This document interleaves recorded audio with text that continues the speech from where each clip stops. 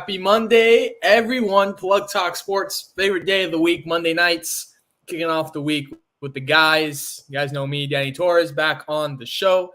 You got Jonathan Don't Stop, and we got Brandon rocking the NHL. That's fresh, bro. I like it. And it's got that old Panther on it. I like it.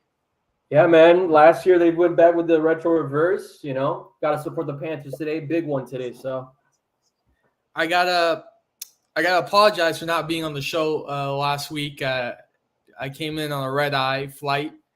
Got in at 6 in the morning, and I'm not gonna lie to you. Pretty much the rest of the day, I slept.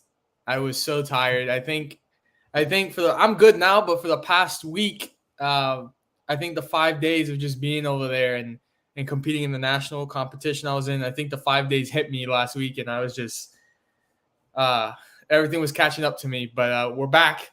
It's good to be back. Of course, Isaac, our fourth member, couldn't be on tonight. He'll be on. Don't worry. He'll be back. He's not going for a long absence, but he will be back on. Let's get to it. You guys want good news, bad news? What are you guys in the mood for? let's go off with the bad news first, then jump into good news. All right, Jonka, hit us off with the bad news. Bad news. Man. Hasn't really been a bad week for me, gotta be honest.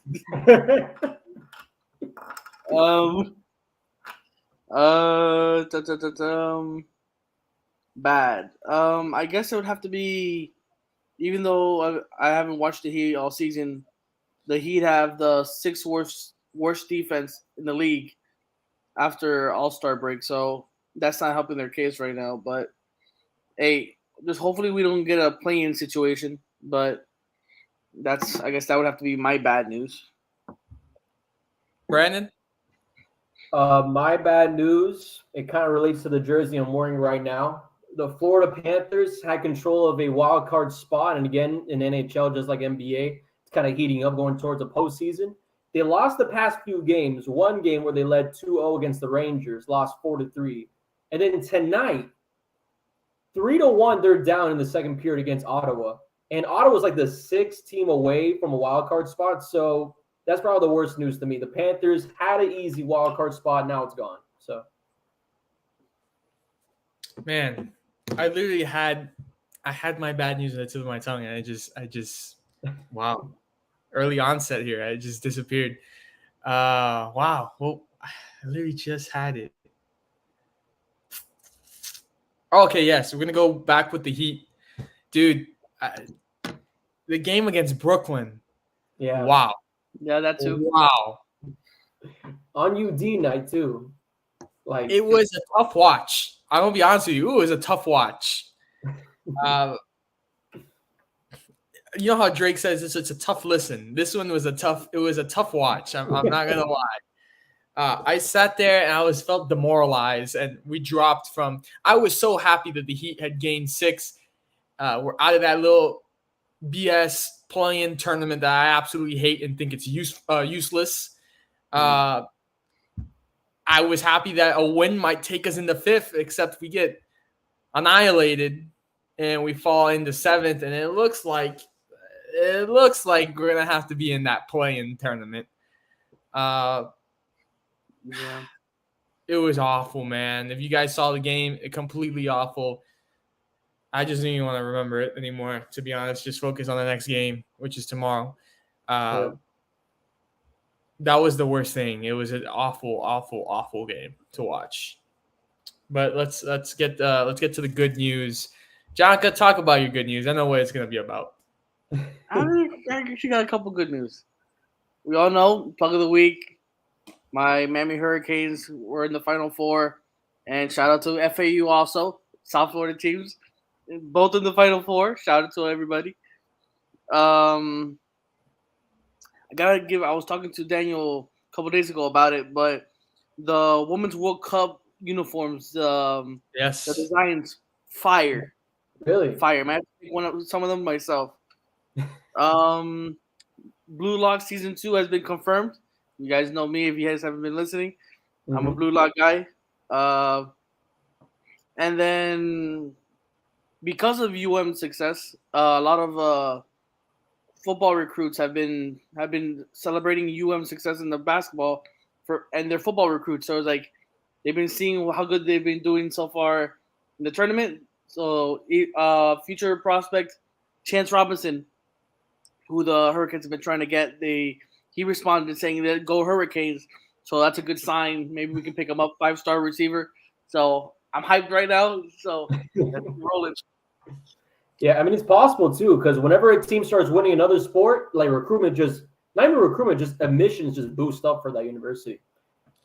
Hey, they got home last night at 4 a.m. and there was a big crowd. Yeah, it was at 3:40. They got there at Watsco Center, and in my mind, I was like, "Man, am I really gonna go?" And I'm like, "Where the hell am I gonna park at 3 a.m. at UM? Like, no way." There's gonna be no party. Everyone's gonna be sleeping. especially in Coral Gables. It was crazy. Yeah, parking in Coral Gables is not very advisable. Nah. Or Miami Beach, either one. Yeah. Brandon. I would probably say best news for me. I don't know. I mean, I guess we're going to talk about it later on this podcast, but the NFL, they had like their meetings out recently for all the media to like talk to the head coaches around the NFL. And McDaniels, just the quotes out of his mouth during the meetings today, it was ridiculous.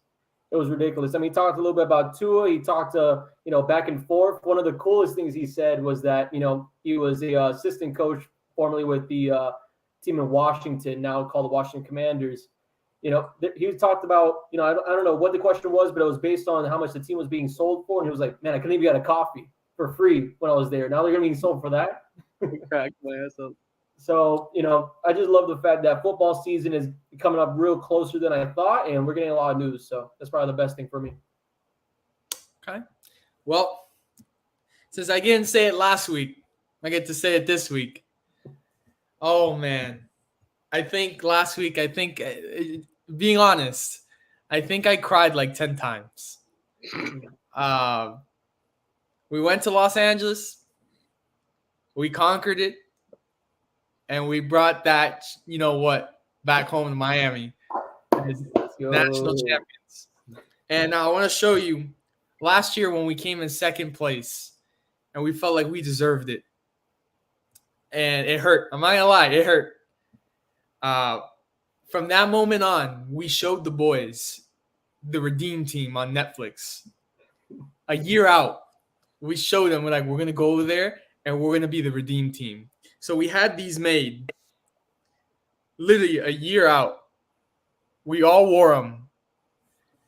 And we've been telling them we're the Redeem Team. We're going to go back and we're going to do it. And I can tell you after we filmed what we filmed, obviously there's always going to be some sort of nerves in the back of your mind. But I knew it. As soon as we rewatched it and pressed submit, I was like, this is it. There's no way that anyone's going to beat this.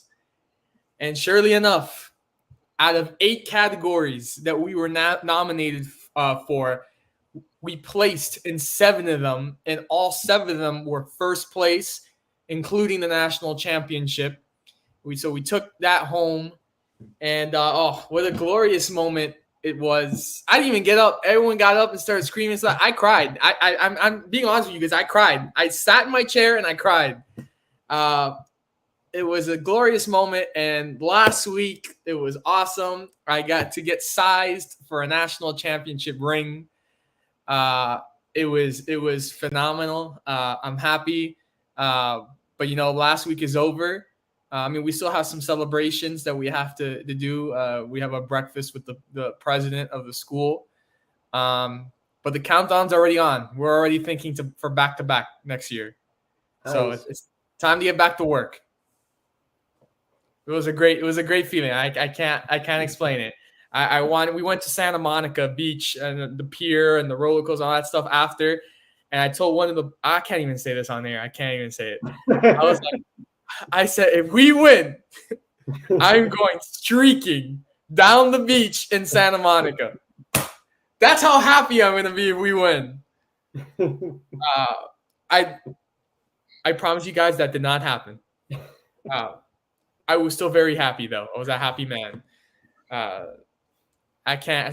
don't have words to describe it. It was just it's an awesome feeling. Wow. But let's get to it. Mhm. Let's get into the sports. March Madness, first topic of the night. Listen, I don't know how you guys feel, but for me, this has been the weirdest damn March Madness I have ever seen in my life. What is going on? Like who would have told you that the Final Four would be Miami, FAU, San Diego State, and UConn? Like maybe the UConn from like a couple years ago, but like it's just weird. It's just really weird. Yeah. But I'm telling you, though, it's March Madness, though. You never know with these type of scenarios. But out of all the teams, though, I'm just so surprised. The fact that San Diego State, I didn't know they had that in them, though. To beat out Alabama, to beat out Red Hot Princeton team, like all that in between to make it now to the Final Four. It's a weird Final Four. Last year, a bunch of blue bloods. This is a bunch of new pieces here. I mean, again, like Connecticut, for me personally, they played against the Gators, and I was able to cover that game here in Gainesville. And I knew from watching them on the court there, and even before the season even started, I mean, that was going to be at least a good enough team to be a top 10 team, AP poll-wise. Yeah. But this is, I mean, throughout the competition they played against, especially in the West region, dominance. Well, I mean, look at the Gonzaga game, 82-54, UConn beating out the Bulldogs. And Jackson Jr., I mean, the guy's ridiculous. He almost put down a triple-double, but the guy's ridiculous, though. I think this entire UConn team is ridiculous.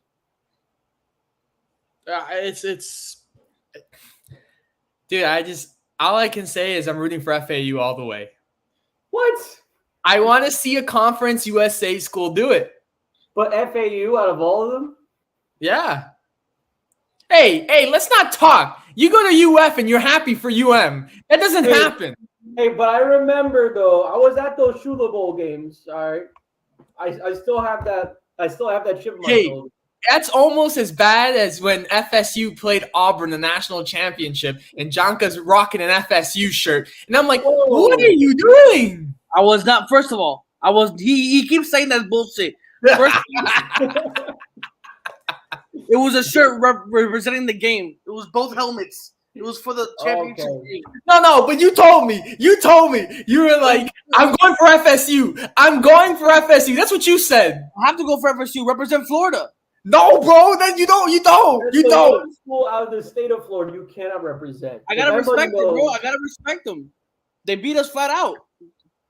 I don't know. I mean, 2013? That was a weird year, but I don't know. I'm really excited for these games, though. Not gonna lie to you. I just find it really weird that either San Diego State or Florida Atlantic will be in the final, but definitely Miami. And I know Jonka's gonna go into his spill of this, but before I let Jonka take this, I just have to say though, the Hurricanes went through the hardest place to go through to get to this Final Four. We're talking about beating number 1 seed Houston and beating out number 2 seed Texas. Texas, a team I had winning it all in a lot of the brackets I ended up doing between them and Alabama. And Miami was down 15-12, and they were able to come back like that. And a huge part of it, I mean, the efficiency from this roster. From the free throw line, 80 or more % from the charity stripe. 3-point, Polk, Wong, they exploded in the second half of that game. I mean, I'm pretty sure, Jonka, you probably have more to say about this, but for me, I'm going to just leave it as it's the year of the Hurricane or it's the year of the UConn Husky. That's the only way I'm going to put it for this Final Four. Listen, before Jonka even says anything, I don't care how far Miami went. FSU is still your daddy. They still own you. They still own the U. In basketball and football, I don't care. I don't care how you want to put it. They own you. Nah, FSU in basketball, at least men's basketball. Basketball, I'm telling you right now, the Hurricanes might be the best place in at least college basketball to play for in women's and men's, the way the program looks like. Because, again, the Gators were the first-year head coach. They got a lot of things cooking up for them. Florida State, a lot of expectations for the ACC. They did not even get close to those expectations. FAU, I think the weirdest story about FAU, Dusty May, the head coach for the Owls. Yes. I saw an article, I believe it was from The Athletic, or was it CBS Sports, whatever it was, saying that when he signed originally for the job in 2018, that he wanted to back out from the job, saying that it was a coaching career suicide. To Oh, see what it is 5 years from now, to him to grow with this roster over there in Boca Raton and actually make it to the Final Four, it's not even a Cinderella story, but it's almost a miracle. So honestly, Florida State, you know me, Noel down, wherever the hell you want to say it. But I mean, the Hurricanes in basketball, I think they got it though. I think they got it. And maybe FAU, honestly, I just think the athletics program there is really growing, but I think UM. hey, Brandon, Tell me, you know how much I love the state of Connecticut? how much? Hey, man, I got an aunt and uncle that just moved there. I love Connecticut. Oh, Nice. it's going to be Huskies all the way, baby. Final Four Huskies all the way. UConn taking out the joy out of the Miami Hurricanes. Say, I mean, the dream. I don't know. Huskies, they've won what, 3 of them this century? So I don't know. But Jonko, I know I know you're on the edge right now with this Hurricane team. I'm gonna let you talk a little bit about the Canes real quick. Before I get into the men's basketball team, I'm talking about the women's. They had a hell of a run. I watched the entire game yesterday. Man, was that atrocious performance that I had ever seen. Both teams shot terribly. I will agree, both teams shot terribly. What I want to know is, they say they're well coached, but where, bro? It's like they don't know what they're doing on that court, bro. I swear. Watch the game, and you'll see that they're not trying to go for steals. Like their attempts for rebounds is like atrocious. It's like they just, like, if they missed a shot, they missed a shot. They continue to, like, and then I don't know how you would say it. Destiny Harden, great. I think our star player. They just revolve too much around her. Like yesterday, I saw they weren't passing the ball. They weren't distributing the shots, and it wasn't falling. And it's like, bro, I saw Haley, I saw Hannah, Harden. They were just not passing the ball. Mm. They were down like 8 with like 4 or 5 minutes left. I'm like, they could have made a run. They weren't shooting threes when we know Haley, they can shoot threes. She was not getting the ball. And I'm like, you know what? They've already given up, giving up too many points to the other side. I'm like, I gave up on that game. Now into the actual team. Okay. Brandon, I'm gonna ask you because I'm not gonna ask the other guy. All right. What is it you want to know? Is that what I want to know? What do you want to know? Tell me. I want to know, how did this Hurricanes team make a comeback down double digits against probably one of the best offensive teams in their side of the bracket? Okay. I rewatched the game 3 times. I was on the phone with Coach L last night. Bro, I watched the game live and rewatched the highlights twice. Crazy. I know, I'm nuts. I like it. It was the whole reason they were able to come back was because Texas started to miss those 3-point shots, and Miami was able to get those free throws and those twos from Wong, Pack, and Wooga, my boy Wooga. And then those started ending up. It was back and forth for from the 17th minute to like the 12th minute. It was just 8, 12, 10, 12, 8. It was consistently like little runs here and there, and I'm like, bro, and they weren't missing from 3. Texas was not missing, but I was like, bro, there's no way they continue this the entire game. There's no effing way, bro. They were hot. At some point, I was just like, something you just gotta admit. It's like it's their day, bro. It's like they don't miss. It's like it's their time. Whatever. I'll admit defeat. We made it this far again. I'll accept it. I'll accept the loss, bro. And then they started coming back. It was by 6. And then it was Nigel Pack with a layup, bring it back by 2, and then it was there Norchad Omir, the guy, the saint from Nicaragua, goes with the N1, puts it up by 1. I'm like, okay, we're back in this. And you could tell how the momentum shifted. From that moment on that we took that lead, the momentum shifted. Oh, absolutely. Texas was taking ill-advised shots, turning over the ball, not going for rebounds, and that cost them. And I think how Miami this whole year we've been in close games within 2-3 points all year. We're battle tested, and Texas has been obliterating teams. So I don't think they were ready for a close game, and I don't think they anticipated us coming back from those 13, 15 points. So I think they were in shock and they didn't know what to do. And so Miami was like, okay, we've done this before. We're confident. We know we can shoot, and we came back. Yeah. And just this, before you go, Brandon. Yep. Sorry about. I think from before the tournament even started in that ACC tournament, I would have to say if Chad Omier was not injured in that game against Duke, I think we win the ACC tournament, and UM would have been ranked higher. And so they put us at a 5 seed, but when we're all healthy, we're definitely not a 5 seed. So I think people overlooked us when that first game against Drake, and then to Indiana. It was like that seeding was kind of like a sus, like it was like a 5 and a 2 in the skies. So that kind of messed up people's brackets a lot. But up to you. Go ahead. No, yeah, because I was going to say one thing. I mean, I know that, John, you sent some information my way prior to the game about Texas's Dylan Dessou, who was out for the foot injury in that one. Yeah. He was averaging, huge loss, north of 20 points to average per game in this tournament, 10 as well rebounds. So Amir definitely took advantage. But either way, though, I was just kind of curious. Jordan Miller, there's like 3 guys on this Hurricane squad that are straight up, I'm not going to say lottery because I don't want to jinx nothing. I don't know how this UM team is going to look like after the season. But Jordan Miller, 7 out of 7 from the floor shooting, 13 out of 13 free throw shooting, automatic 27 points to keep the Hurricanes alive in this one. Jonka, I know there's a lot of talk about Wong. I know there's a lot of talk about Pack and his 3-point ability beyond the arc. But the fact that the Hurricanes bench only scored 5 points, and you have the stars like Miller going like almost 40 minutes in this game. I mean, talk a little about like just the performance out of Miller's nonstop attacking the basket. Well, Coach Jim Larinaga, he said a couple weeks ago that Jordan Miller is probably the most underrated player in all of college basketball. Mm-hmm. You know, he's what we call him now, Coach Him, if you guys understand but Coach Him. Okay, Jordan Miller. This is his last year. He's a senior. What he brings to us, like we got Isaiah Wong doing his thing.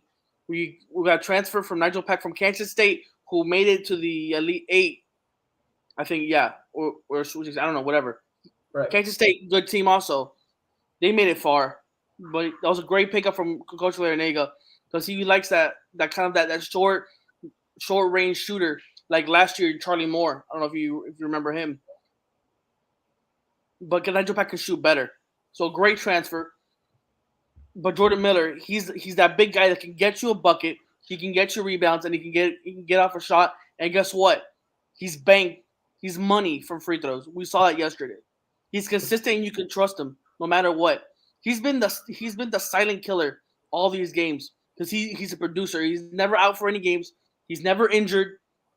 I think he will go high in the draft. I think he should be a first-round pick. I honestly do think he should be a first-round pick. After what we just saw, for sure. It's gotta be.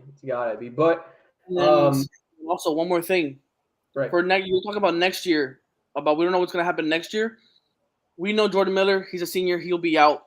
That's going to be a hit. News came out a couple hours ago that Caleb Love from UNC, 5-star recruit, 5-star, I think he's a forward from UNC. He said he's entering the transfer portal. Can we see him come to the U after we just lost? We're going to lose Jordan Miller. And then plus Isaiah Wong, we don't know if he's entering the portal or not. We got to see what happens right now in the tournament. But he's a junior. Could he stay one more year in UM and try to possibly make another run in next year's tournament, which would be crazy dangerous? We would be. Would that. Yeah, go ahead. It's possible. I mean, again, because I think this year's draft class, the top 3 guys are kind of, I think to me at least, it's a guarantee going to be Wembanyama, Brandon Miller, or that guy Henderson out of the G League. But because again, I know we're talking March Madness. The last thing I want to say about it, for me personally, I think the MVP of this bracket, this entire thing, Marquise Noel out of Kansas State, the most dominant performance I've ever seen from a New York basketball player, and that's something to prove, though. New York basketball was at his best in MSG. Of course, he didn't pull out the win against the Owls, who ended up defeating Kansas State 79-76. But this point guard out of New York, playing in Madison Square Garden, 30 points out of 40 minutes on the floor, 12 assists. And not even that, I think it was an NCAA record that he had the game prior against, I think, Michigan State, where he had like 19 assists, something like that. Even one no-look to a Johnson that was cutting baseline. I mean, that's the last thing I'm going to say. Definitely Marquise Noel. Out of anything that's happened in this bracket, the MVP, in my opinion. Now, so wait, hold up. Yeah. To get to the next topic, let's do our predictions. Okay. FAU is taking on San Diego State. Who do you guys have there? So tough. Honestly, I had Creighton going out and beating out San Diego State. I think San Diego State survived by the skin of their teeth. Florida Atlantic, I think, is running on a high. And I do believe that they'll continue that. I think Florida Atlantic beats out San Diego State. I respect that. I'm not using feelings for this, but realistic. I feel like FAU can do it. I would have to say the same, especially for the point guard, Darnell Davis. I call him JD. The boy's been balling. He's been hitting his free throws. He's been being clutch when it matters most, hitting some twos. And another reason that I'm gonna go for FAU is because they have a player, and his first name is also Giancarlo. So, you gotta represent the Giancarlos in the world. So, go FAU. All right. And this, guys, I want this all feelings aside. I want this realistically. No feelings. Realistically. All right. I'm not talking about Brandon. I'm talking to Janka. Miami or UConn? Because I know the last time that we were on this podcast, I remember talking about the Hurricanes when they went into the Sweet 16, saying that this team was getting better while in March Madness. I still do believe that, but at the same time, look at UConn's resume. One of the best teams. At one point, they were the top team in the nation. They blew out Gonzaga, and before that, they went up against UCLA. No, my apologies. They went up against an aggressive Arkansas team, which I do remember very well this season, covering one time when they played for the Gators as well in the SEC tournament. That's a no-joke team in Arkansas. This UConn team has played against aggressive defense, has matched up well offensively against some of the powerhouses in college basketball for men's. For the Hurricanes themselves, they got this grit where they come back in numbers. It's going to be a close matchup, but I will give it to UConn Huskies because I don't know the exact number. I think it's 3 or 4 championships they've had in this century or so before. And every single time they come to Texas, they've always won a Final Four in a championship. So I'm going to go with the Huskies in this one. I think history repeats itself. Okay. I want to say UConn. At this point, I don't know. This tournament has been so whack that I when you pick, it's just like, it's opposite day. And it's funny that the game is on April Fool's Day. Yeah, that is true. The game is on April Fool's. So I don't know.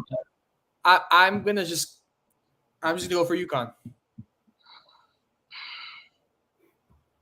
Man, I'm looking at UConn's roster right now. They're not big, but they're not short either. They got some big dudes. They can shoot.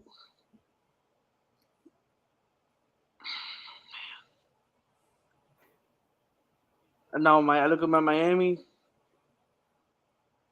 I think Miami has the better talent, but UConn right now is playing overall better basketball.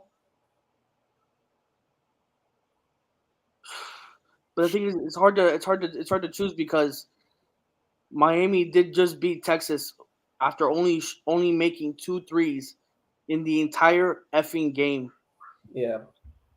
And so I'm just wondering if Miami gets hot from 3, let's say next on Saturday, and they can remain defensive, keep up that defensive play style they've been doing all this time so far, this game is going to become to a nail biter. Man, bro, fuck. Excuse my language, but damn. It's a really hard one though. I mean, they got a lot of talent out there, phenomenal guys on the wing.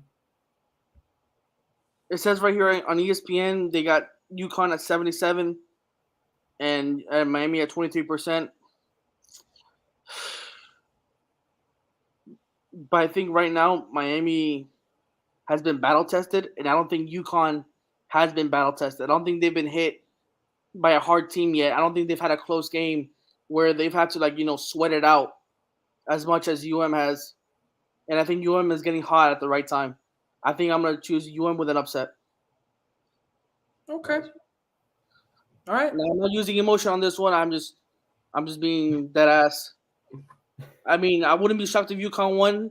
The best team wins, but if UM does lose, then we had a good year, and hopefully next year we'll do better. But I got them to take Miami, and then I think it's gonna be a South Florida matchup for the final.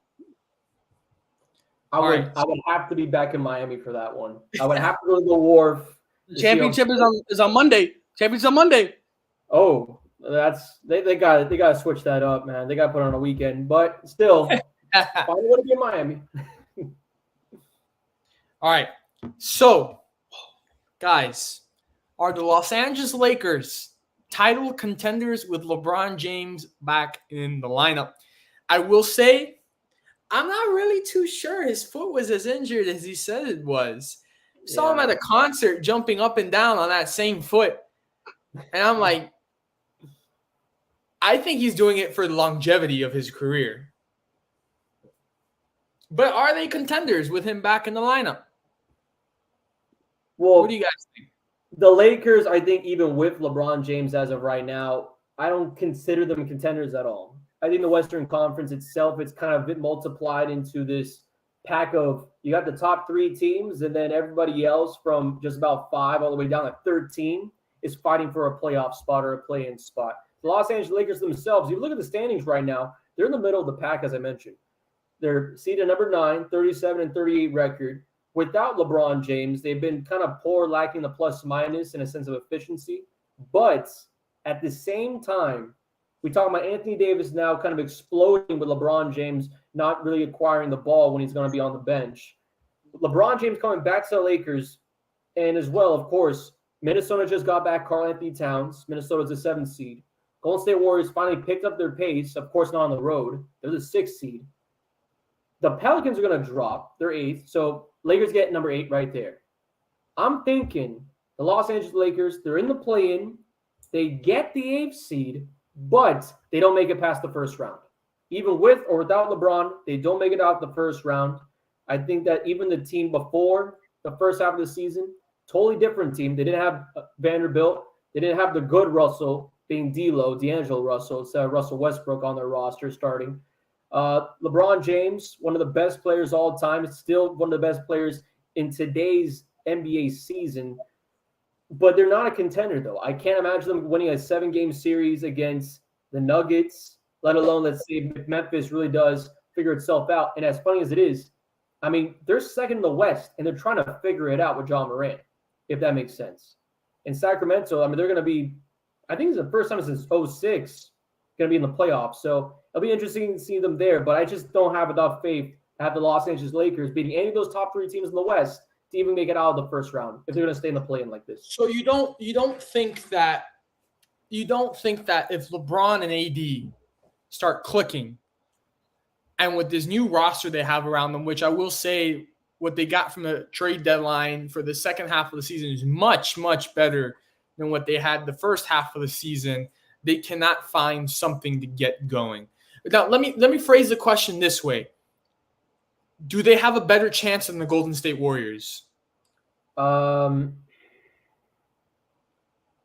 I hate putting it this because I don't like talking about narratives of matchups. But if we look at the Western Conference, and again, this will be a play-in Laker team by the end of this year. That's what I'm believing right now. Despite how close the back and forth, Golden State playing really great basketball. Stephen Curry at age 35, still doing what he does, playing on a limb. But Golden State, the young cast that they have and the chemistry they've built over this time, Jordan Poole is still playing phenomenal basketball throughout this entire NBA season. And again, the Warriors having had a lot of televised games that they've done in the past, and like let's say 2017. But keep in mind, though, this Warriors team is winning for a good reason, and the Lakers have been not saying they have a microscope throughout the entire season. Again, it's the Lakers. You're playing in Los Angeles. But they've definitely been put in the spotlight for either good or bad. So the Golden State Warriors, I think they have a better chance as a 6th seed going against the Sacramento Kings than the Lakers have, potentially being a 7 or 8 seed going against the Grizzlies and the Nuggets through 7 games. Jocko, what do you think? Lakers title contenders or no? The Lakers are fakers. They right now are tied with the Oklahoma City Thunder at 13 and a half games behind, with Dallas at 14 and New Orleans at 8 with 13.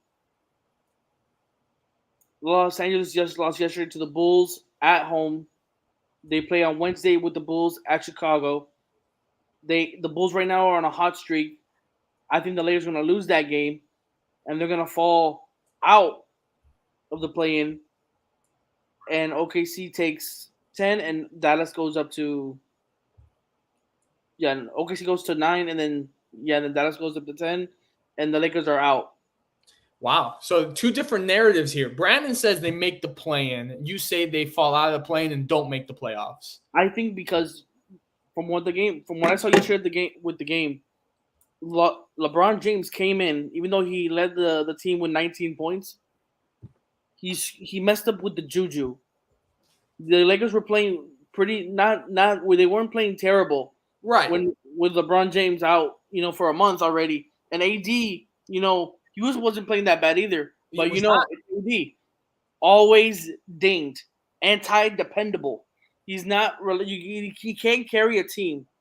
So now LeBron comes in here taking all these reps and all these shots away from the rest of the team. And LeBron, he ain't a hot streak. He's not on a hot streak, buddy. You're dinged. You're washed. Yeah. You take all these shots, but don't say that you're high volume or you're any star player right now. I wouldn't say about washed. 30 shots a game, and I'm LeBron James. Yeah, any other player in the NBA takes 30 shots. Of course, they're going to average more than 20 points a game. I would not say that, Jonka, I would not say that LeBron James is washed. Did he play? Did the team win because of him? Well, that game does not define he's washed. The same thing. The game with the record, with the all-time scoring record against OKC. They needed that win against OKC, and what happened? He made a big show, and they lost that game. The games that they really needed, they've lost because of LeBron James. Yeah, what I would say about that, and especially during that time being right before the trade deadline and everything like that, LeBron James during that game was going against a team that obviously is OKC, young, gritty, phenomenal talent from the first round draft picks. They've occurred, honestly, out of nowhere from crazy trades and everything like that in the past few years. And this, again, as I go back to it, the Western Conference is between a pack of the top 3 teams that are just about guaranteed, and then everybody else that's just about a game back of each other to make the play-in. Like the Mavericks right now, we're going to go into that a little bit later on, I know. But, I mean, they're only 2 games. Yeah, they're only 2 games away from like the 7th seed or so. So what I would say about the situation and again, kind of out of order, but LeBron James being washed, I don't think that he's washed. However, what I would say, the cast around him, if you're trying to tell me that you need Austin Reeves to give you like 15, 17 points a game out of nowhere to help out Anthony Davis, and again, I understand Jared Vanderbilt, really great defensive player, D'Angelo Russell, bigger improvement from Russell Westbrook, in my opinion at least. They still don't have a lot of size. Thomas Bryant left the team during the trade deadline to Denver. Anthony Davis, who knows exactly how long he'll be healthy. And LeBron James playing any position that he can't be doing it all for 35 minutes on the floor. He's got to figure it out to have someone else. And again, Anthony Davis maybe, Unfortunately, we're going to have to look at Austin Reeves later on and say he might need to be a 20-point guy in the playoffs, like a Jordan Poole was last year. But I'm just saying, LeBron isn't washed, but the team around him, it's not built for a contender, let alone a first-round matchup against potentially Denver, I would have to say. Especially you were talking about the Warriors. They also just got back yesterday, Gary Payne, so they got a defensive player back, and we're still waiting on what the word is with Andrew Wiggins because apparently he's dealing with something we don't know what it is, but it's something really serious. So yeah, I mean, there's a lot of rumors. Back, the Warriors are winning it all. What? If Andrew Wiggins comes back, Warriors are winning it all. I'm not going to comment. I'm not going to comment on that. Again, I mean, you know how I feel about the Warriors since last year. Do you see any alcohol in this, Brandon? I think someone's been drinking some of that tonight. Somebody got the Denver is Denver, I'm telling you, Denver is not going to win anything. Period. Look, you can put that, and you can put that for real, 100% guarantee from Brandon. Guarantee the Denver Nuggets aren't going anywhere. That team is a fake. They're as fake as the Phoenix Suns are. Look, what I would say, because again, if you think the March Madness is crazy, wait till you get to see the Western Conference playoffs this season. It's going to be weird. It is going to be really weird. If you thought of seeing Luka Doncic in the Western Conference Finals against Stephen Curry, I don't even think anybody had Golden State even getting close to the finals last year. Expect that this year. There will be in my honest opinion, there'll be either a 5, 6, or 7 seed team in the Western Conference that makes its way somehow deep into the postseason, and not a single word or a person would speak out and be surprised about it. That's what I think. That's how crazy it was. Listen, speaking of that, and this jumps into our next topic about the Dallas Mavericks, is Jonka has the Dallas Mavericks jumping into the play-in. The way things are looking, that doesn't look like it's a very likely outcome. Yeah. It's a tough one. I mean, not even that. You just got to feel for them because they just won, I think, today against the Pacers. Yeah, 127-104. I think the situation about Dallas, though, I think with Kyrie Irving being moved there, it's definitely kind of an eye-opener. But it's definitely started before Kyrie, I think. I have to give you your flowers, Brandon. I have to give you your flowers because you said it. You said Kyrie Irving going to the Mavericks was going to hurt them. And I think it has. And I think that we're now seeing that the problem is not any organization. I think the problem is him. It could be. It could be. I mean, again, I'm not in the building. I don't know anything like that. However, from what we've seen in the public and in the members of the media like us, we've seen that this guy has gone to a team, has played phenomenal the first 2 weeks or so, and then chemistry starts to hit. And you're not seeing Kyrie Irving passing the ball around. You see Kyrie Irving being ball dominant with another all-star. What happened in Boston? Kyrie Irving got injured. 2018, the Celtics went in deep. The next season, you have this iso ball going back and forth, and you have Kyrie Irving trying to control the game himself, which kind of limited a little bit of Jason Tatum and Jaylen Brown for a while, right? In Brooklyn, big three, James Harden, Kevin Durant, Kyrie Irving, not on the court much. Actually, funny enough, Mikal Bridges and I think it's Cam Johnson, more minutes together and games together compared to what Kyrie Irving, Kevin Durant, and James Harden had together in Brooklyn's career. And they're tending to last, 3 years? Whatever it is. Kyrie Irving, the same schedule, the same story comes by. Phenomenal first few weeks. They had 20 practices with the team on his first day there in the building. And then a few weeks later, it's him, another all-star, and nobody else because the coach just can't function. What happened in Brooklyn? Steve Nash, a random hire that came in. Steve Nash said, do whatever you want. Kyrie Irving did his best. James Harden said, I'm not doing this. I'm leaving. KD did his best. Kyrie Irving leaves. KD leaves after. What are we saying right now? Jason Kidd, a guy that was already on the hot seat from a lot of NBA fans, and especially NBA Twitter, for being not a real coach, despite his coaching career now of being above 5 years in the NBA. Jason Kidd, if you look at the offense for Dallas, it's Kyrie Irving and Luka Doncic and nobody else. And I did start this off by saying it's way before the Kyrie trade. I'm a huge Jalen Brunson guy. I think I made that known. Villanova, phenomenal with Josh Hart. Brooklyn, New York, guy's a metropolitan kid that went to MSG on a $104 million contract that everyone thought was crazy. It's worked out well. He's a stump for being an all-star this year. Should have been a damn all-star this year. I do have to say so myself. And now the Mavericks are feeling that the second best option they had for their offense in the postseason last year, not being there, it's a huge jump. Luka Doncic has to go off of Hardaway Jr. Luka Doncic has to go off of Bertans. Luka Doncic has to go against a bunch of all-star cast in the West with a bunch of catch-and-shoot guys and Kyrie Irving giving you at least 15 shots a game with ISO ball. It's not going to work in this year's NBA. We talk about OKC, as Jonka said. They're right there behind the Lakers. That's a team of young, gritty guys that know how to move. The Lakers themselves, AD, LeBron James, they're going to make a push, obviously. I think Coach Ham does a really well job. It's his first year, though. I'll give him some slack. The Pelicans, Brandon Ingram, player of the week for the Western Conference this week. Been doing pretty well. Pelicans a 300, my apologies, a 500 team. Minnesota just got Karl Anthony Towns back. The Dallas Mavericks are in deep trouble. Despite what the outcome was of today's game against the Pacers, they're in deep trouble if they don't fix anything, not institutionally, but at least playbook-wise. They got to move the ball more. They definitely got to move the ball more. Listen, Ooh, they play the Luka looked very happy in Dallas before Kyrie got there. Now he just looks extremely frustrated. Yeah. And he's picked up his 16th technical, 1-game suspension, which now it's weird. The NBA goes back and says, oh, no, we're taking away the technical.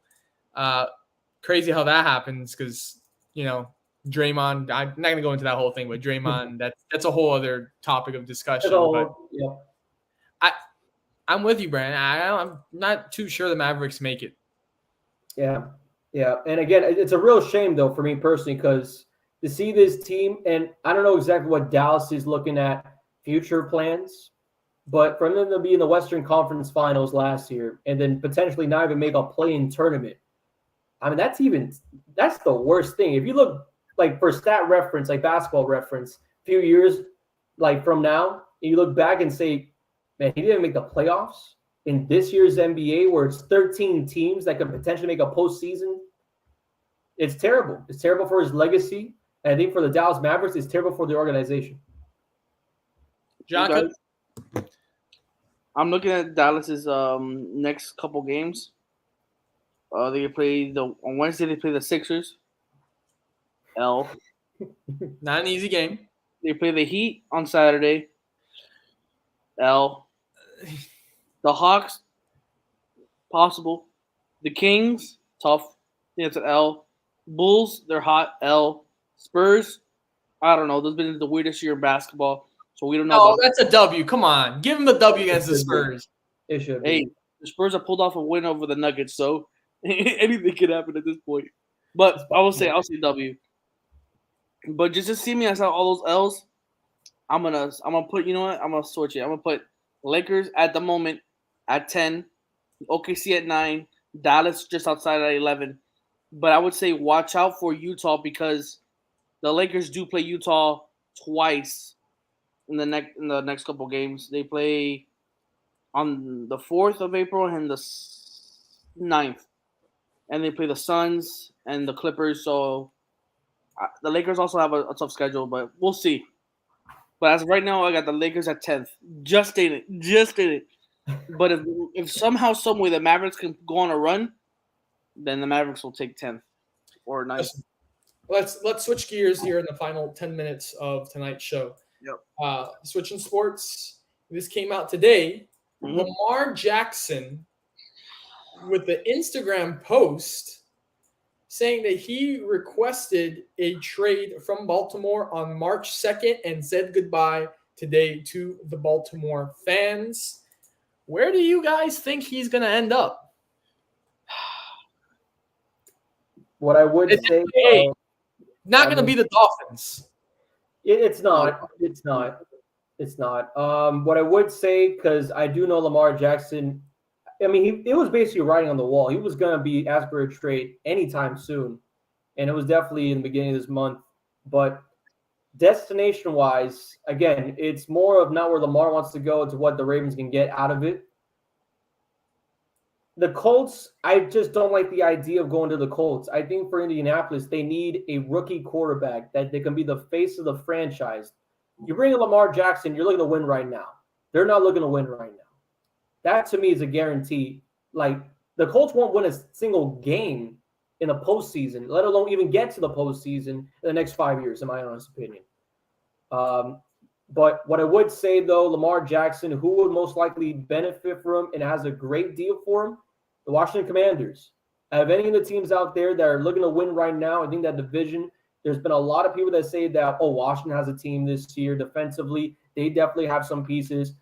I mean, Scary Terry, Market.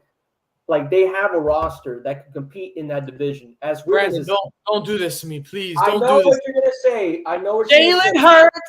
Jalen Hurts, Lamar Jackson. Come on, man. Many Dimes made the postseason. I'm pretty sure Lamar Jackson can make it with the Commanders. That's all I'm gonna say. And plus, not even that, DC, they got draft picks in their future that they can easily give up if they wanted to. This is a team that's looking to improve, not just tank and take a first 10 picks. So definitely, I think the Commanders give them the best options, but you never know, because I don't think the Ravens want to go and give off a team Lamar Jackson in the AFC. They might just go and do the NFC thing. Listen, there's multiple teams where I can see something happening. One, I would have to agree with Brandon, Washington Commanders. I will say Carolina Panthers, I can see something. Okay. I can see something happening there. Pittsburgh Steelers.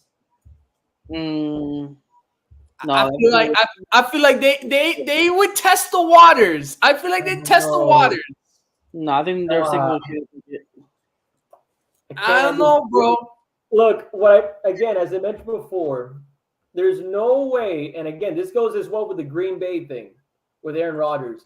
There's no way, at least in the NFL-wise, that you give away your top quarterback, let alone franchise player, to somebody in your own conference. He's got to switch conferences.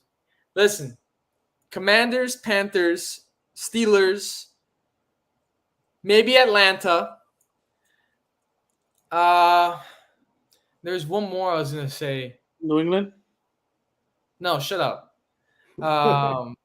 Hey, they could trade Bailey Zapp and some picks for it, since they don't want to give him the money. I think that's what I'll say. I'll stick with Pittsburgh, Carolina, Atlanta, and Washington, but I agree with Brandon. I think Washington gives them the best chance. Wait, but Jock, you said Bailey Zapp, the Hilltoppers legend? Hey, not that bad. He did he had a great start when he played. I know. Honestly, like, Conference USA is amazing right now. I gotta say, basketball and football. I'm telling you, man.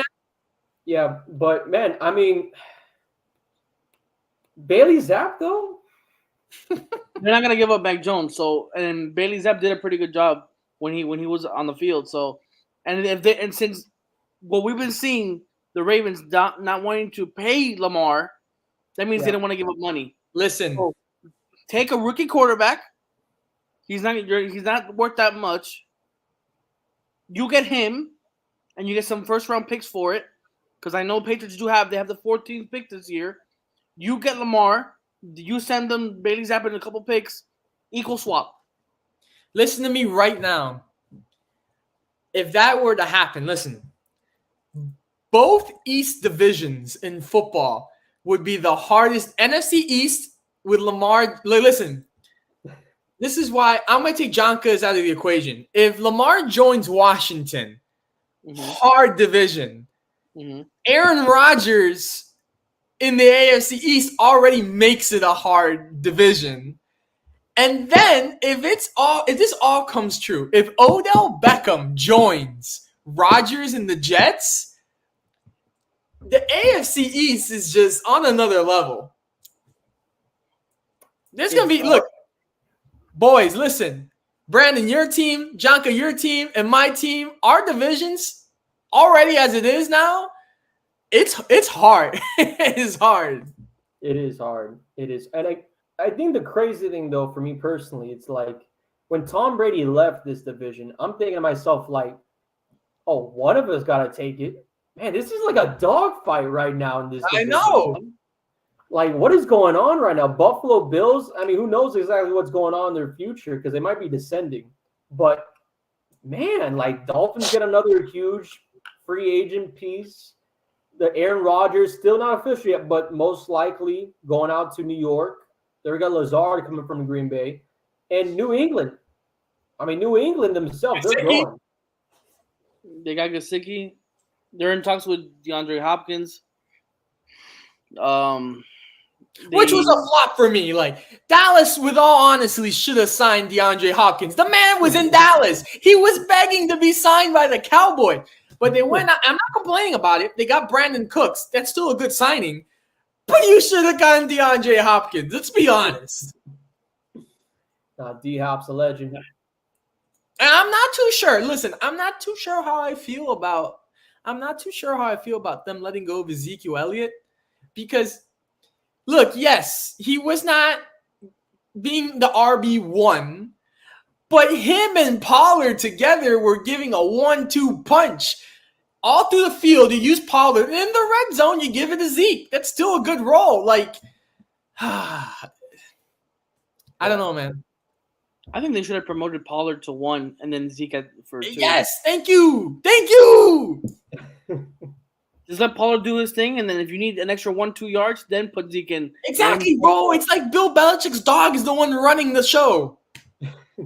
Listen, if that's true, I don't know if I sent it to you. I think I sent it to Brandon, but that supposedly Lamar Jackson messaged Meek Mill to tell Robert Kraft that he wants to play for New England. I don't know if you got that, or if I didn't send it to you or not. Yeah, you sent it. You sent it to me. Yeah, I saw it. Let's say that is facts. Let's say that is facts, and New England has a chance to have at least be competitive in the AFC East with Lamar Jackson, and this idiot Belichick does not do it. I want him thrown into the ocean. Listen to me, Jonka. Don't Listen screw to me me. over, Bill. Bill, I'm looking at you. Don't screw me over, Bill. Listen to me right now, Jonka. With the way things are going, with the Dolphins where they're at, with the Bills where they're at, the Jets going to get Aaron Rodgers. Yes, you signed Gesicki. That was a great move, but I think you guys are the weakest link in the AFC East. So I'm saying we need something to put us over the edge. We need something. So I know we just got our new offensive coordinator, and hopefully, our offense is going to be a little bit better. But we need some more wide receivers. Hopefully, I want us to pick up Jordan Addison from USC, baller. I want that receiver. I want a star receiver on the Patriots. What we need need some skill, bro. Not some more defense, bro. Listen.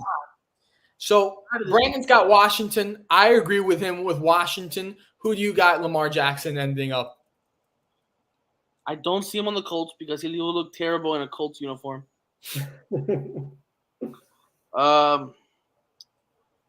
It's either, for me right now, it's either Washington or Atlanta. Yeah. But New England is like far away yelling its name. But, I mean, that's just a dream at this moment. That's just a rumor. But I'll say Atlanta or Washington. I'm sorry to bring up the Cowboys again, but like I'm excited. I'm excited that I think we got rid of Dalton Schultz. I'm not sure how I felt about that either. I didn't like that. But Will Mallory though? You pick up Mallory, a tight end on the Cowboys? Wait. Let me reiterate what you just said. Not just Will Mallory, the fastest tight end in the football combine. 4.54. Run it. Jocko, what would you say if the Cowboys draft Mallory? I'm picking up a Mallory jersey. I don't care. If you wear a Cowboys Mallory jersey, I will need you to show up to this house, and I would need to photograph it in Polaroid. I'd love to see. I think Will Mallory might end up on the Seahawks because I know Pete Carroll likes UM players. Well, listen, Brandon. I have to share some secret information with you that Jonka has shared with me. All right. This is gonna get you. This is gonna get you excited. Okay. He told me that he is going to purchase a Miami Dolphins jersey because of Braxton Berrios. This is coming from a Patriots fan. From a Patriots fan. I got to. That's my boy. That's the Miami kid, man. You know what? Welcome to the Braxton fan club. Been there. Fan club. There's not a lot of people, and again, I'm not a players fan, but Braxton Berrios, I was even supporting him on the Jets a little bit. You know what I mean? Like to see him in Miami now, I get to see him in person again. This is the funnest part. I have a reason to go to the Miami Dolphins games. Exactly. Oh, this is great, guys. This is a great episode. Unfortunately, our time is done for the night. So episode 87. Again, we thank you everyone for tuning in week in, week out. Look at our socials on Twitter, Instagram, and TikTok, and YouTube as well. We hope you guys have a great rest of your week, and we'll see you guys next week for episode 88. So long, and have a good night.